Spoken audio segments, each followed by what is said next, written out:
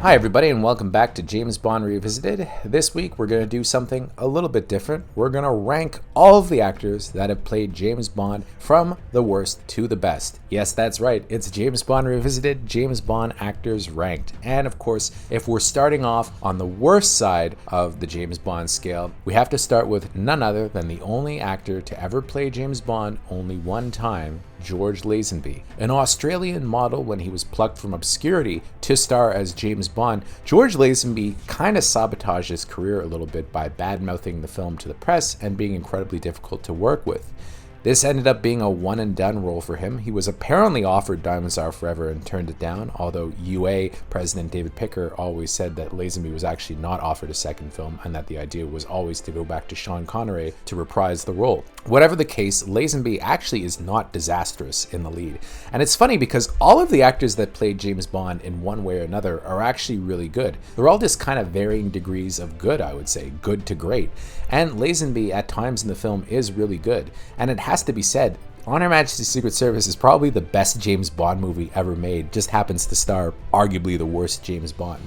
Lazenby looks really good in this movie. He's tall, he looks good in his tuxedo, although some of his clothing, such as the little orange number that he wears for a lot of the film, is a touch garish, I think. I heard rumors that the costume designers of this film weren't big fans of his and kind of made him look stupid at times. He's tall, he's imposing, he fights extremely well and looks great in all the fight scenes. And that's actually apparently what won him the part. His chemistry with Diana Rigg isn't great, and I think this is probably his biggest liability in the performance because you could tell that him and Diana Rigg probably just didn't get along very well off camera, and they have no chemistry, which is kind of a problem because it's James Bond falling in love for the first time with the woman that he's going to marry. Still, it kind of works, although you can also really tell that Lazenby is hampered by the fact that he's dubbed for a good chunk of the film because George Baker loops his voice while Lazenby is masquerading as James Bond playing Hilary Bray. I don't know why they decided to do this. I think it was a really bad idea and I think it totally fucks with his performance. But I digress. George Lazenby isn't amazing as 007 in this movie, but he's fine. He's arguably just as good as Sean Connery was in Dr. No, so who knows? If Lazenby had been able to play the character for 5 or 6 movies, he might have ended up as the greatest James Bond of all time. But alas, all we've got is one movie, and it's a pretty good film. So Lazenby is definitely the worst James Bond in that he's the one that's had the least effect on the pop culture, but you know what? He's still pretty good. This never happened to the other fella. The second worst James Bond of all time has got to be Pierce Brosnan. No. Now hear me out. I love Pierce Brosnan. I think he's an amazing actor and I actually think he's a great James Bond. If you look at Pierce Brosnan in GoldenEye, wow. He's amazing. I remember seeing this movie and being so excited for a run of Pierce Brosnan James Bond movies. Physically, he was perfect for the role. He looked great. He was a handsome bastard. Looked awesome in a tuxedo. Moved really well in the fight scenes. Had great chemistry with all of his leading ladies. And kind of had this perfect amount of toughness and cold-bloodedness as James Bond mixed with a sly sense of humor. He was like Sean Connery and Roger Moore being put into a blender and out comes Pierce Brosnan. If all the movies had been as good as GoldenEye, again, he's another one that might have been the best James Bond ever, but man, the movies that followed GoldenEye just do not do him any favors. Tomorrow Never Dies is fun, but it's just a bunch of non-stop action scenes. The World Is Not Enough gives him better material, but its direction is very lackluster by Michael Apted, and it has one of the worst villains in the franchise, Robert Carlyle's Renard. Of course, I do love Sophie Marceau's Electra King, and she has really good chemistry with Brosnan, but they ruin it by bringing in Denise Richards as Dr. Christmas Jones. But the world's greatest terrorist running around with 6 kilos of weapons-grade plutonium can't be good. I have to get it back, or somebody's gonna have my ass. It's a movie that could have been one of the really good James Bond films, but just ends up not being very good at all. And then, of course, there's Die Another Day, which I think everybody agrees is the worst James Bond movie ever. I feel really bad for Pierce Brosnan because he got totally screwed. The material that he was given just was no good after GoldenEye. So that leaves him, unfortunately, as the second worst James Bond of all time.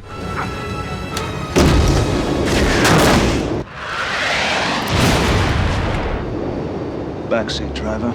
Going up the list and getting into middle territory is, of course, Roger Moore. Roger Moore played James Bond in 7 films, and I have to say is my nostalgic and emotional favorite. Really, there is no competition for me. If you were to ask me who my favorite James Bond is, it's definitely Roger Moore. I sure am, boy. I grew up watching his movies as a kid, and I love him, especially Octopussy and A View to a Kill, and going back a little bit further, For Your Eyes Only. Here's the thing, though. If I'm looking at it critically and analytically, I can't say that Roger Moore is the best James Bond, and I can't even say that the James Bond movies that I absolutely love him in are amazing James Bond films. It's nostalgia, and I am totally blinded by nostalgia. I grew up with him, and I just think he's the best, but as James Bond, he's kind of in the middle ground, I think. He looks really good, but man, his first couple of James Bond movies are rough. Live and Let Die, I think, is the most overrated James Bond movie ever. I know a lot of people really love this film. I don't think it works at all. Man with the Golden Gun is the second worst James Bond film of all time after Die Another Day. But I digress. His character is James Bondness in this movie is just awful. I mean, he plays him like such an asshole. In fact, I was rooting for Francisco Scaramanga to kind of win towards the end of the movie. I really hate when he's roughing up the girls. I don't like him pushing the kid in the water in Thailand. Of course, Roger Moore himself also said it was probably his worst James Bond movie and that he hated doing that scene in particular. The guy ended up becoming one of the people that ran UNICEF years later, so you can tell why he probably didn't like that film very much. He really did start to come into his own, though, when he did Spy Who Loved Me, adopting kind of a more genial, witty, likable James Bond persona, and I think it really plays well for him. And I especially like Roger Moore as he started to mature in the roles. Around the time he got to For Your Eyes Only, wasn't so quick to jump into bed with girls, was a little bit more mature and world-weary. He'd seen it all, and he had almost a paternal vibe at times, and I think that's probably why I liked him so much. You know, I always looked at him as kind of a pseudo-father figure in some ways, which is definitely not how I felt about any other James Bond except for Roger Moore, and I think that's probably why he's my favorite. That said, he's in the middle section of James Bond's ranked, if, again, we're going scientifically. Q, have I ever let you down? Frequently. Now, we're getting closer to the best ever James Bonds, and I have to say the third best James Bond ever, in my opinion, is definitely Timothy Dalton. Now, a lot of people would probably rank him at the bottom of this list, but they are totally wrong. Timothy Dalton's run of James Bond movies is better than anybody's. He was only in 2 of them, but man, they were 2 great James Bond movies. There was The Living Daylights and License to Kill, and they are both just about perfect James Bond films. License to Kill, of course, totally departs from the formula and is kind of a rougher and tougher 80s style action movie, but he really does feel like James Bond throughout the whole movie, so it's kind of cool to plop James Bond in this kind of Miami Vice style universe. I really liked it, and I thought that, again, Timothy Dalton does a really good job playing up kind of a sadistic, cruel streak in his James Bond, but also still making him likable and palatable. There's a great scene in License to Kill where he uses a harpoon to kill the guy that just killed Frank McRae's Sharky, and apparently in the work print of this movie, there's a scene where Timothy Dalton just cackles maniacally after doing this, which I think probably would have been too much. But Dalton really didn't care if you didn't like him as James Bond. He wanted to play James Bond in an authentic Ian Fleming-esque way, and I think that he really did succeed. Unfortunately, audiences in the 1980s just were not ready or interested in this kind of James Bond. They were accustomed to Roger Moore. They wanted somebody lighter, and they loved Pierce Brosnan. Even though Pierce Brosnan's movies weren't the best, he's probably still one of the highest grossing James Bond actors of all time. So Timothy Dalton got the short end of the stick, unfortunately, and I think if he had come along 20 years later, the appetite for him would have been much better. And in fact, what Daniel Craig is doing now was arguably pioneered by Timothy Dalton. I guess it's a farewell to arms.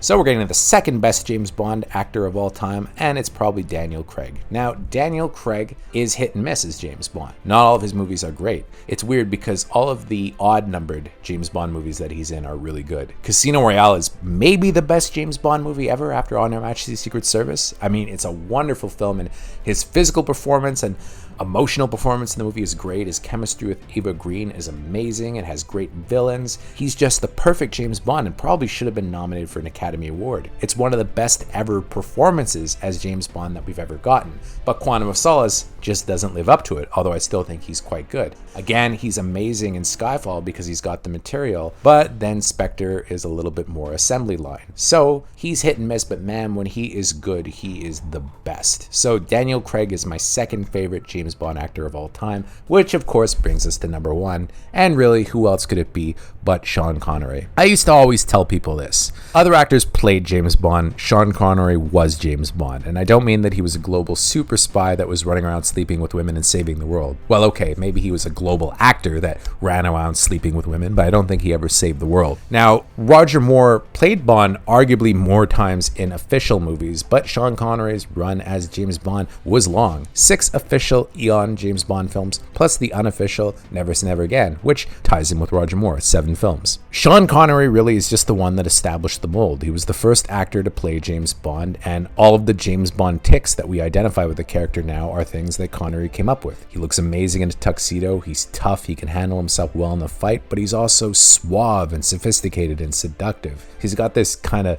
menacing way of talking to the villains, but then almost purring to the women, you know? He has this cat-like grace also, which I don't think a lot of people remark on, but he moves so well, you know? He looks like he's just this guy in his physical prime who is running the world, right? I mean, his James Bond could take over the world. He is just the most confident action star of all time. And in fact, the prototypical action star, if you ask me. Dr. No is a bit of a hit and miss film, but Sean Connery comes right out of the gate swinging. From Russia with Love, he's perfect in. Goldfinger is amazing. But as we start to get to his middle run, Sean Connery started to put on a little bit of weight and started to get a little bit tired of the role. He sleepwalks a little bit in Thunderball and You Only Live Twice, and the less said about him in Diamonds Are Forever, where he's totally out of shape and obviously doesn't give a shit anymore, the best. But he comes back swinging in Never Say Never Again, and when Sean Connery wanted to be James Bond, he was the best James Bond ever, and I really don't think anybody is ever going to beat him, no matter who they choose to play James Bond. After Daniel Craig sips his last vodka martini, shaken not stirred, and hangs up his tuxedo. So those are my rankings of all the James Bond actors. Of course, I'm sure that everybody's got their own order, so please let me know in the talkbacks what you think.